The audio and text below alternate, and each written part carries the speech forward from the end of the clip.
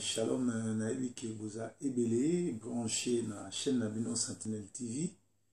Ici, Karapi, chaque samedi, na Ngonga 20h, heure à Londres. Bolanda Kamo Palanganisi Sango Malam, le messager de la bonne nouvelle, le proverbe 30-30, Dieu forme pour les amis, et Dibota Songo Aipone, comme Batunyo Subayebi Kombo. Kimia na Yesu ezanabanda kunabino. Lelo na ye lisusu liboso na bino ko partager moi morceau à parole ou ekotindika biso to avancer ekotindika biso to kota lola ekotindika biso to longola moi bekai na miso na biso. Alors pour tous ceux qui viennent de nous rejoindre, vous pouvez seulement partager cette émission afin que nos amis, nos frères et sœurs puissent nous suivre à autant résolus dans leur programme par rapport à ce qu'ils sont en train de faire. Donc le Seigneur vous bénisse.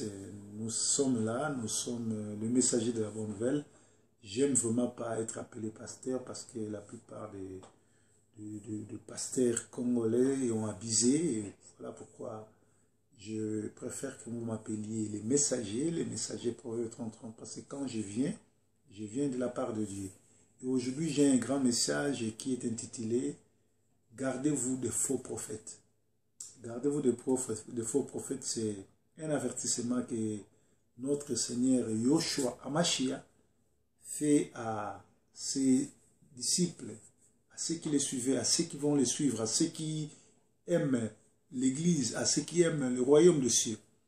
Et moi, j'aime parler beaucoup plus de Yoshua Amashia parce que j'aime pas utiliser le nom de Jésus-Christ parce que Bible, et soit que moi, Kokoso Mouké, Romain avec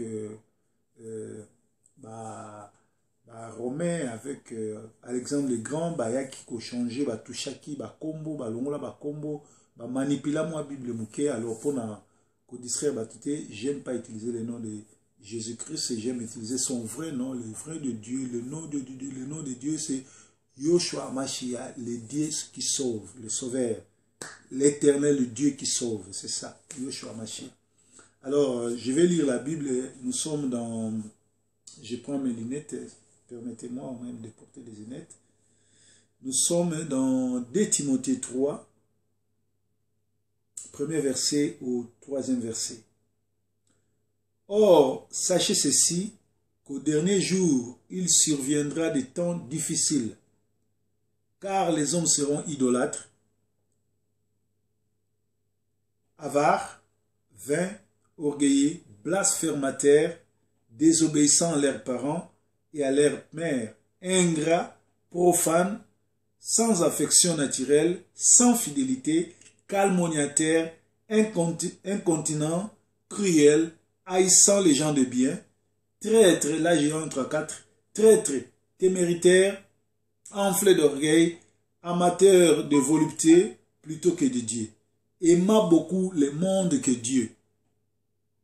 Or, ayant l'apparence de la piété, mais en ayant renié la force, éloigne-toi donc de tels gens. Ça, c'est l'apôtre Paul qui s'adresse à Timothée. Moi, j'aime pas qu'on appelle quelqu'un fils dans le Seigneur, fils dans la foi, il n'y en a pas. Nous avons que Dieu qui est notre Père.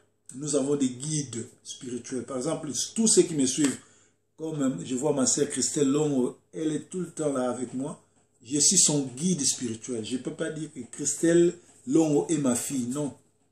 Les jours où je le ferai, Christelle reprend moi, dit, messager, évangéliste de Jésus-Christ, pasteur, tu es mon guide, mais tu n'es pas mon maître, tu n'es pas mon père spirituel. J'ai qu'un seul père spirituel, c'est Yoshua Mashiach, Jésus Christ. Voilà. Donc ici, l'apôtre Paul est en train d'éduquer, de corriger. C'est moi qui vous parle maintenant de la part de l'apôtre Paul. L'apôtre Paul a parlé à Timothée et moi maintenant je m'adresse à vous qui me suivez. C'est-à-dire, vers le temps de la fin, bien aimé, nous sommes déjà dans le temps de la fin. Avec les pandémies, avec Covid-19, Covid-19, tout ce qui se passe, passeport sanitaire, tout ça c'est l'œuvre du malin, c'est l'œuvre du diable. Et nous nous approchons vers les temps de la fin, nous sommes vers les temps de la fin. Le Seigneur Christ est en route pour venir. Il viendra récupérer ceux qui l'ont reçu comme Seigneur et Sauveur. Pas les fanatiques dans les églises, pas les fanatiques des hommes, mais ceux qui le suivent comme Seigneur et Sauveur. Ceux qui ont abandonné tous les plaisirs de ce monde. Alléluia. Voilà, la Bible est claire. Ici, Dieu dit, nous sommes au temps de la fin, les gens seront idolâtres. Idolâtrie, vous le savez. Vous avez vos idoles. Moi, heureusement, je n'ai pas des idoles. Moi, je n'adore que Dieu. Adonai, éternel des armées. Yoshua Mashiach, c'est lui mon idole. Je n'ai qu'un idole, c'est le Dieu créateur. Mais vous, vous avez des idoles, des joueurs de football, des musiciens, tout et tout, vous les adorez. Il y a d'autres qui ont fait de leurs pasteurs même des idoles. Il y a d'autres qui ont fait de leurs femmes les idoles. Il y a d'autres qui adorent leur mari. Un mari, une femme, on l'adore pas, mais on l'aime, on la chérit. Moi, si na yo, mobali na yo, ko adorer te me, linga ye, lakisa ye bolingo. Parce que, soko komi ko linga mobali na yo, na place ya ko adorer loko la nzambe, ou bien komi ko adorer moi si na yo, loko la nzambe, ou komi idolâtre. Or, les idolâtres n'hériteront pas le royaume de cieux. Bato yo, bafuka melaka bikeko, ba kokota bokonza likolo te. Par exemple, bato basambela na église kimbangiste. Simon Kimbango, c'était un vrai disciple de Dieu. Mais banane nyonso ba mikomisa ba nzambe bato bakoma ofuka mela bango. Bato nyonso tu bafuka mela kabana na banana ya Kimbango ba okota bokonza likolo te ba perdu. Ce sont des idolâtres, ils n'ont pas de place au royaume. Alors il dit, ils seront avares, orgueilleux, blasphémateurs. Blasphémateurs, ça bato bazo finga nzambe. Moutounyo surtout oyo amibenga ka pasteur azo appel nzambe te, ils ont déjà ko blasphémer comme nzambe. Moutounyo surtout oyo akose la ka Bible makambo, azu Bible po alinga mwasi azo kosa nzambe mutayebsinga. Po asenga mbonga azo kosa nzambe mutayebsinga, ozo blasphémer nzambe. Okota lola te. Bible lobi na tango asuka bato bazala désobéissant à leurs parents et à leurs mères. Nous le vivons aujourd'hui.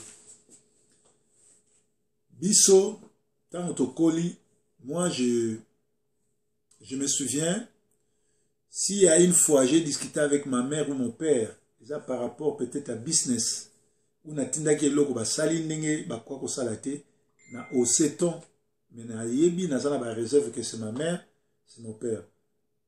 Et à ma mère, elle est déjà partie, à mon père qui en vit. Mais bana na biso oto boti awa, na ba oto mimi na poto, bana wana bazaba impoli. Lelo oyo, okomona mwana mobimba, azana tatani na mamane na bomoi. Mais année ko banda janvier ti décembre, zana mukolo moko te. Pona biso tozaka na poto, akoya na sac ya semula yoko tikela baboti na ye. Akoya na bouteille à 20 to damuja na 20 yoko tikela papa na ye. Akoya même na enveloppe yoko tikela papa na ye. To mama na ye. Ah na poto. Ou bien na Kinshasa place bozaye. Bon na Kinshasa peut-être bato bazo salate, bazo rambongo te, vraiment to tiabinote. Mais bato baza déjà na vie à poto, bato baza na mwa mboka oyo, bazo ramwa salaire tout. Est-ce que c'est normal? Papa na yo, maman na yo, abota yo. Au lexi une année, au tikala ko ya ni enveloppe, ni au sombi soso, ni au sombi tabac, ni au sombi pondu, ni au sombi sapato, chaussettes, même parfum, au yo tikela ye. Et ce qu'on peut son conseil, au lieu na komi na poto na mukolo na asuna na 18 ans do na libre. Donc Bible lobi bana ba ko tombokela baboti na bango. Bana basi na bana mibali ndenge moko. Omona mwana na yo ya mwasi to mobali ya bala mobali mukolo babala na yo yebate bakoma ovana ndako moko Et ça se passe comme ça au vu aussi de tout le monde. À un moment, on peut normal. À zo peut pas maman, nena tata, nena copain na yi. Bava na anda kumoko, mobile wana pesa na mwa masangate. Bazo vivre na wana ekobu, ba wana normal. Na l'église pe, pasteur avant na neni a ebi que frère wana na sœur wana za yaka to vanda, mais azo battre la batu wana ba yaka na église pour église etonda. Pour soit tei bango vérité ba okima. Moi je préfère rester seul que na doloté bino. Je vais vous prêcher la vérité, je vais vous appeler, vous convoquer, je vous dis frères et sœurs, vous vivez vraiment dans les débauches, vous devez régulariser votre situation. Monsieur, prépare-toi à aller épouser ta femme pour habiter ensemble. Je te le dirai. Si tu vas venir à l'église, c'est mieux. Si tu ne viens pas, tant mieux. Alléluia. Sans affection naturelle, il n'y a plus l'affection. Fidélité, il n'y en a même plus. Fidélité, il faut que moi ça la fidèle. Non, non, mon bal, il peut faire fidèle dans moi. Fidélité de tous deux côtés. Basi ba fidèle à mibalité, mibali ba sous fidélité na basi. Ya na normal. Toujours mona ba tape. Les autres cas mi colonel surtout ba photo, ba publicité, ba marambe belé sur les cas awa na ba Facebook toujours mona ndenge ba zo exposer ba. Alors bi sous calmoniateur, cruel, haïssant les gens de bien, haïssant les gens de bien. Moi j'en fais partie. Ngeza la mususu ba inanga toyebani te ni na ebande ni na suka ayebi ngate peut-être tokuta nga na ba poto awa mais omona ainanga kaka po naza mutu malamu ya andoki ainanga kaka po na mateya na nga aza na Manchester aza na Paris aza na Londres soko ke le messager proverbe 30 a ote ya place wana mukolo wana kimi église aoyate aina na ye Proverbe 30 pour azara ta vérité. Et Bible lobi malamu pe ba ina bino bongo ponga moko mokonzi na bino Yesu Kristo ba ina ranga pe bongo. Batu ba kolinga malamu te. Ba kolinga ba pasteur malamu te, ça m'étonne lelo oyo ne na vandi boy. Nazora ba coup de fil, on me dit il y a même des mineurs qui traînent encore dans des églises après 22 heures. Mineurs hein? Moi na bato mineurs ozo faire traîner ces 22 heures d'église. Parce que yosa pasteur, banana fbayemba. Obosani loi, ya ozo régir poto. Mineur au tiketi libanda. D'ailleurs, c'est que l'église oyo, va s'embêter 22 heures. Un pasteur organisé, et celui qui a le Saint-Esprit, a retiré programme, il y a répétition, il y a matéa, il y a prière, barobandana 16 heures, au plus tard 18h30, ce qui est le cani 19h. Au-delà de 19h, il y a son église. Il y a le Congo, ils ont un grand pays et produit des pasteurs et belé, mais des fake pasteurs. Ceux qui arrivent à un pasteur à solo, tout ça, mais la trop, mais des Rwandais, parce que la Bible le dit que j'écoute la prière de mes enfants. Même avant d'aller délivrer les enfants d'Israël, Dieu a appelé Moïse, il a dit Moïse viens, j'ai écouté la prière de mes enfants. Si on priait réellement au Congo, on faisait de vraies prières, les gens allaient être bénis, les gens allaient pas vivre comme ils sont en train de vivre maintenant, et le Congo allait être une des plus grandes nations du monde parce que Dieu nous a bénis, le sous-sol est béni. Et comment nous disons que nous sommes des gens qui prient, mais nous sommes dominés, nous sommes colonisés. Alléluia. Et par des gens qui ne connaissent pas Dieu. Nous sommes sous occupation, c'est connu au vu et au su de tout le monde. Alors, bien aimés, nous devons chercher la vraie face de Dieu. Dieu écoute ce qu'il cherche et Dieu l'exauce. Dieu écoute ce qu'il les cherche et les exauce. Ako exaucé bino. Dieu ako exaucé bino. Na ko pesa bino ba solution na ba problème bozanango. Na ba prière bozanango bozo sala. Na lo sambo bozanango. Yango alobi batu ba kozala ba traître. Traîtrise lelo na poto roza na camarade te. Si vous avez dit camarades, vous avez dit problème, vous avez dit que nous pensons. Alors, enflé d'orgueil, bakolinga makamama be, bazan apparence ya piété, ba ibongola koloba lokola basango, kolobela kotambola malembe, tout et tout, mais bazo renier force ya bonzambe. Et alobi, éloignez-toi de ces gens. Ngana aplika ngo, ngana pesa n'importe qui mbotete, n'importe qui a pasteur dans la tête. Amuninga dans la tête, à cause a pe pasteur te. Na kendaka so matanga yali na communauté na kei je m'assois na côté la communauté parce que bato belé bozo benga ba pasteur ba même pas ba pasteur ils sont pas appelés alors je vais pas m'associer avec eux parce que Bible a dit ko sangana bato bongo te ko pesa bango même botete. C'est comme ça que moi je vis, pas de contact avec n'importe qui, je ne vis pas avec des païens, je ne vis pas avec des aventuriers qui escroquent, qui manipulent les gens par rapport à la Bible avec leur Bible à la main. C'est toujours comme ça. Oboyinga nazan ndenge wana daye ngano to kutana ate so yo kufukena lifelo ngaso na kufina ke lola même si yo ke lola ngape na ke lola Bible zo sabiso Yesu amatina ngom amati likolo ko bongsa bisika nanda kwa tatane bisika ze belé c'est-à-dire je m'imagine na Kinshasa na masina na mona masina sogi nazana masina c'est-à-dire zana batu suba na mbinza to mona na terre to ana kine Ozana mbinza ngana na masina to mona na tete ovi parfois yoye ville na 14h30 ngana utikole ko bien ngana lekai na 9h. D'autres sont obligés au mona na tete. To koza pe na lola yo za na côté na ngana za côté ya Yesu ngam na bano dans les chansons à Jésus ngam na bano tila Yesu 20. Donc ngana to za côté monte.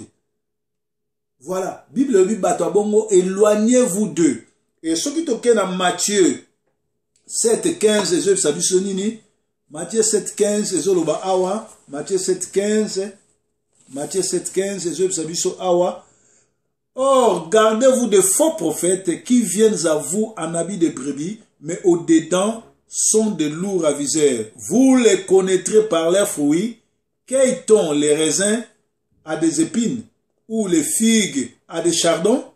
Donc même Yesu Christo azolo bango na nzela ya Matthieu alobi bokeba na ba faux prophètes bakoya na bino balati bilamba ya ba brebis mais en réalité ce sont de loups ravisseurs qui viennent que pour voler, égorger, détruire tout.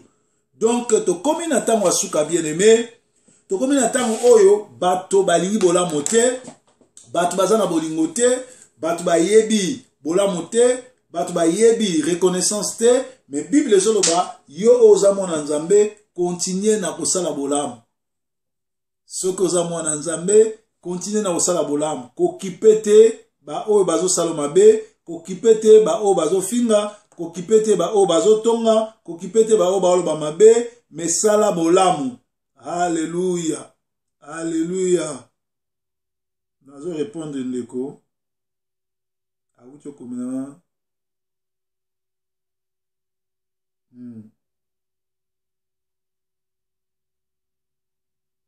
Alléluia. Alléluia.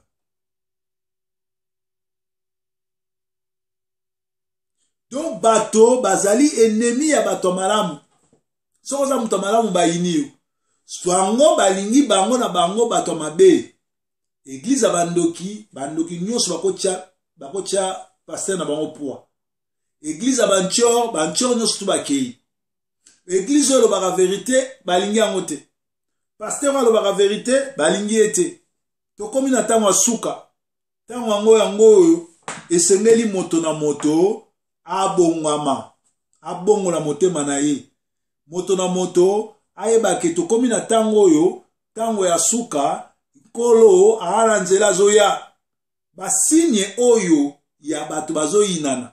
Ya bato batomboki, bana batombokeli baboti. Bolingo eza te. Lelo ekoma kokamwisanga Bible lobi batanga komwa nzambe pamba te. Mais bopesi bana bino komo ba Elohim, ba El Shaddai, ba Melchisedek, ba komo nyonso to ya nzambe bopesi yango pa bana bino. Comment se fait-il comme Nzambe batanga on pamba pamba te yozu mwana na yo opesi kombo ya El Shaddai. Opesi kombo ya Adonai. Comme Nzambe. Entre-temps balobi comme Nzambe batanga on pamba pamba te. Et la kisi bato babungi nzela. Et la kisi bate ya solo bazate.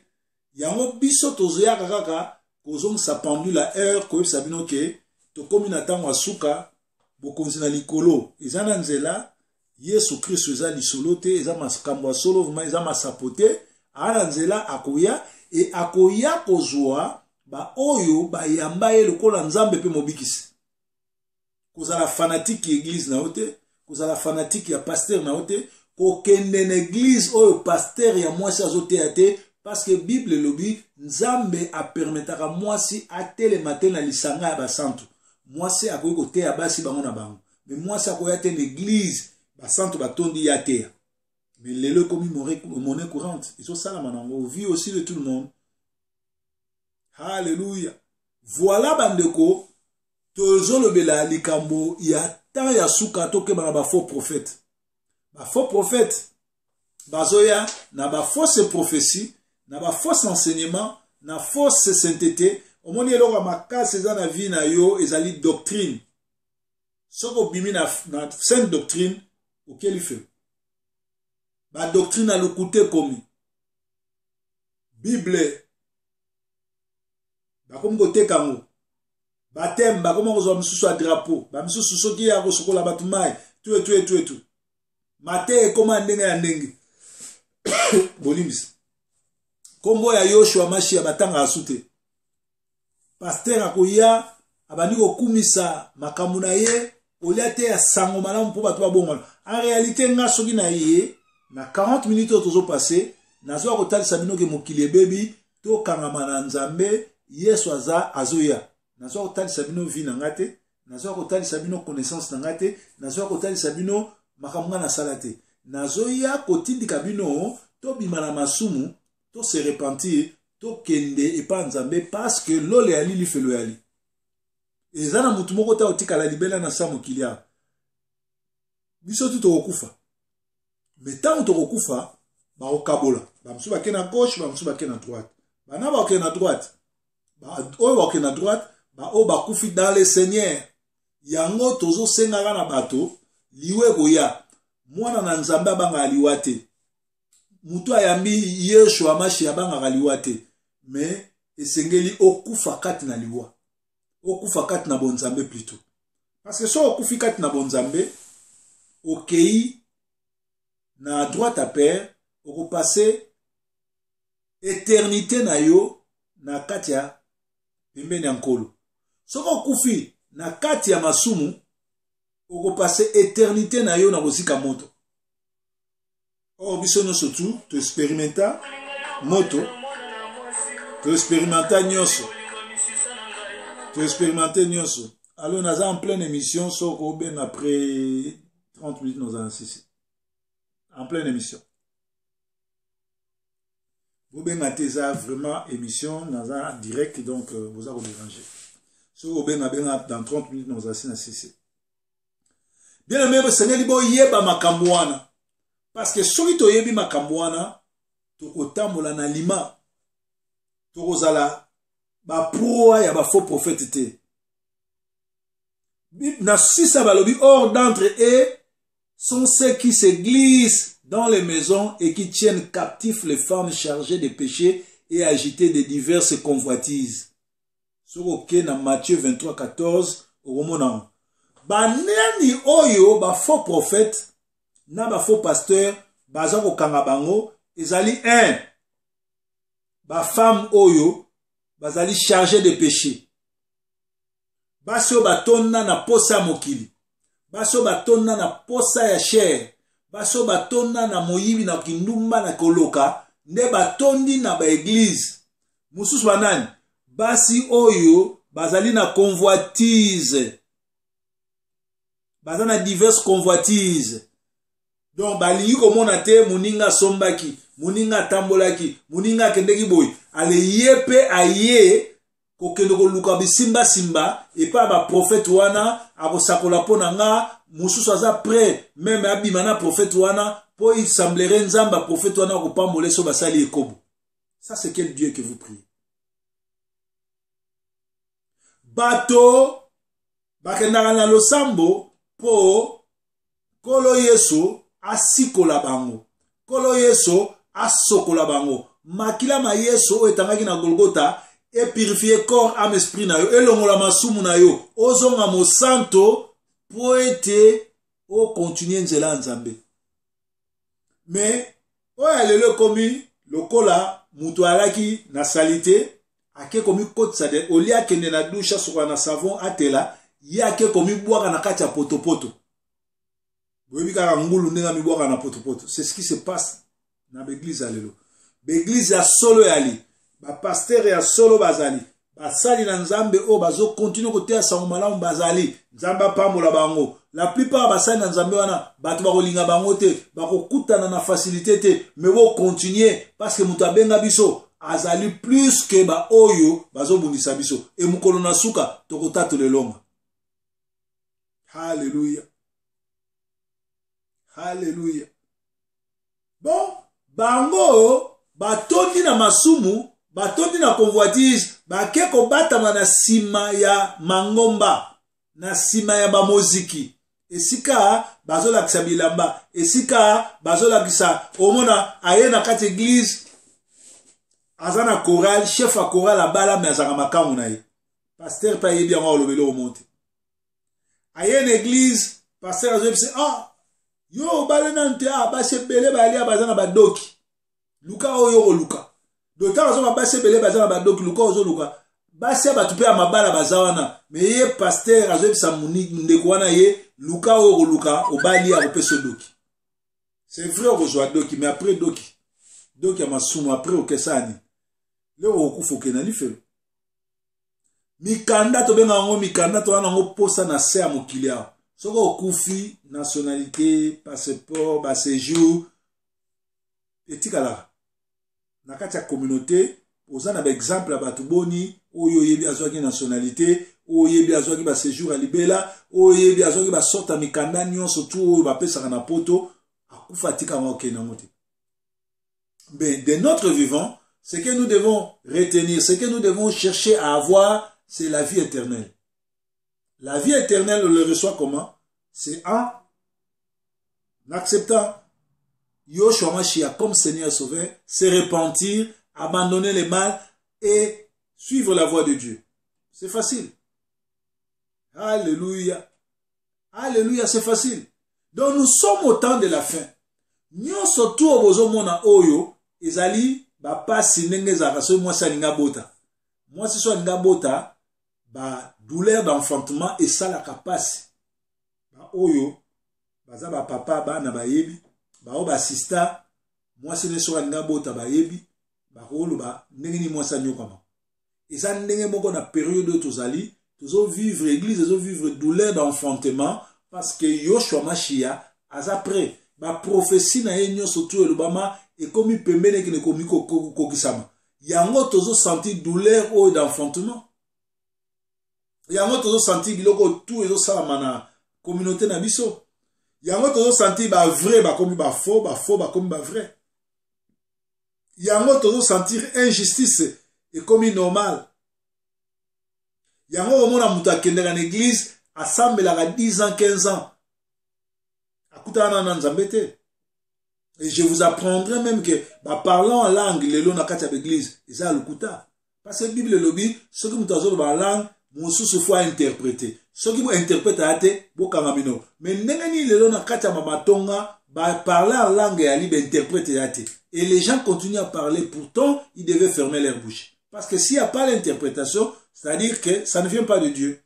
Et parler en langue, ce n'est pas les rabatis qui yeke. Non, parler en langue, la Bible nous dit, dans les temps des apôtres, les gens de Samarie parlaient les langues de contrée. C'est-à-dire que, pour aller là, parler en langue kozala, ou y en Angleterre, ou y en Angleterre, comme le anglais. Ou comme en France, ou Kinshasa, tu connais le français, te ba yoki ozo le français. Ba yoki ozo ba portugais. ba yoki ozo ba ki allemand. C'est vrai, ba langue pe ya céleste ya li, o ekoki kolobama, mais la plupart ya ba langue oyo, ya li koloba ba langue oyo ba tunsu ba lobaka, mais yo yebi yango to lobi yango esprit. Mais lelo to mona mote. Alléluia. Lelo y a combien de catchers, combien de banganga ba témoigner que ba te belé, ba zui biloko et pas na bango. Lelo mona mutalobi akende une église, ba tielie bassin, ba tielie nzunga de no sanza biloko, ba obimsa ba démon na nzoto. Alléluia. Délivrance c'est ça man, délivrance c'est ça spirituel. Délivrance au sanza musunité. Tout ça, ça va pratique à bokoko, va pratique à magie, va yé nango, parce que bino bolingi lilo bakakate, bolingi bomo na basini. Yango baza même prêt, ya kofuta mutu awuti musika, amona kanaye me abimi aveugle, akosi ke, ayaki wana, aza aveugle. Amona nanu te abota ma aveugle. Mais aveugle yango amona nanu te, banda abota na monate, ayebi déjà rouge na noir. Ayebi déjà kotanga. Ok, mutu soki na mona te bako réédiquer, bako banda koyeb ça yé, oyo eza couleur rouge, oyo eza couleur noire. Bon a évité peut-être comme un miracle mutu auto bon wana nzambe, amona raté mbala moko bando comprendre ba couleur. Bien-aimé, les temps nous pressent. Les temps sont durs. Cherchez d'abord le royaume des cieux. Totika baventure, totika bilandalanda. Moi, dans l'ensemble, ça salaka examen de conscience. Même dans le couple, même dans la société, chaque année, nous avons toujours kenda. Le 1er mai. Tout ça déjà, 5 mois bandane bandi. Ça la bilan. Dans 5 mois, tout sali. Au sali nini. Par rapport à l'objectif, on s'est fixé qui le 1er décembre, le 1er janvier 2021. Parce que dans le mois de juin, tu as commencé à 4 mois, il y a année. C'est-à-dire, tu sali 6 mois, tu as 6 mois. Ceux qui ont se rattrapé dans 6 mois, c'est-à-dire au échoué année. Mais tout ça, c'est un examen de conscience. Il y a un bilan à fois dans le il y a un kibudi. Kibudi ka. Il y a un bilan. Si tu as un matin, week-end outoleka ayebite lelo pesus ayebite essentiel pour naye lokola ba fongoli ba magasin akendeki na tike max asombi elamba na ye aye na mon église pour ba fête za souté fois griffé to que na église pour no laksa bilamba te to so que une église pour na quoi prendre beaucoup na likolo kozwa lilo ba kotia na mutu Bible bina tango asuka bato bakozala malhonnête bakozala ba idolâtre, bakozala vain, orgueilleux, blasphémateur, désobéissant à leurs parents et à leurs mères. Yo mwana ozo landangai. So oza désobéissant na tata no na mama na yo, yeba onki tata no na mama no ba nzamba se. Et moko ya ba commandement nzambe ali honore ton père et ta mère. Eza moko commandement avec lipamboli au vivre longtemps. Bane belé ba vivre longtemps te, ba rokokisa 50 ans te, po ba yebi ko